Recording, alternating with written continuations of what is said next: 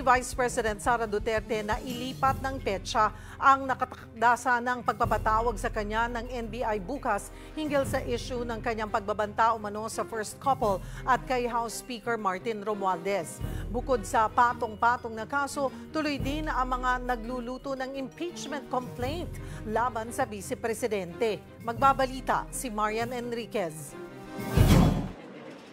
Oppression at harassment. Yan ang tingin ni Vice President Sara Duterte sa ginagawa umano sa kanya ng Administrasyong Marcos. Sa isang press conference, pinalagan niya ang sabina ng NBI kaugnay ng pagbabanta raw niya sa buhay ni Pangulong Bongbong Marcos. Sagot ng bise, pinipilit na lang talaga nila na gawa ng kaso yung mga remarks ko. Tatawa ako sa violations on the anti-terrorism law.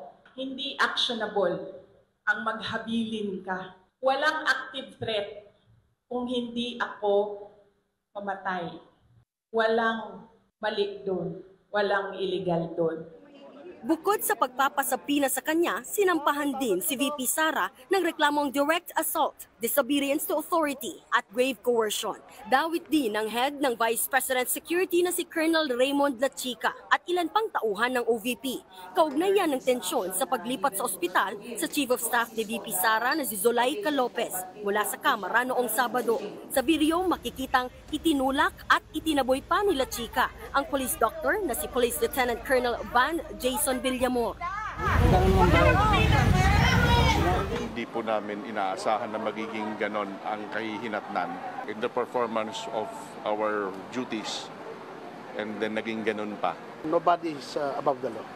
So kung meron paglabag ay ating sasampahan ng kaso.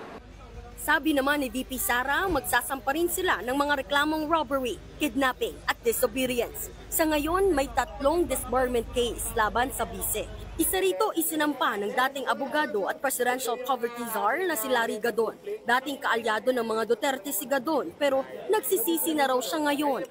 Mag-resign siya dahil sinisiguro ko, sigurado ako na sa next Congress siya ay i-impeach.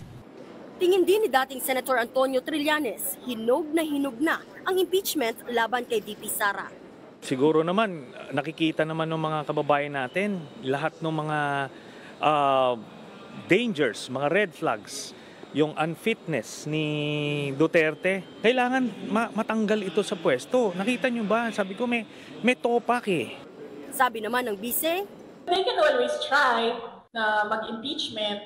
If I get impeached, then that is my end. Tapos. Para sa 1PH, Marian Enriquez, News 5.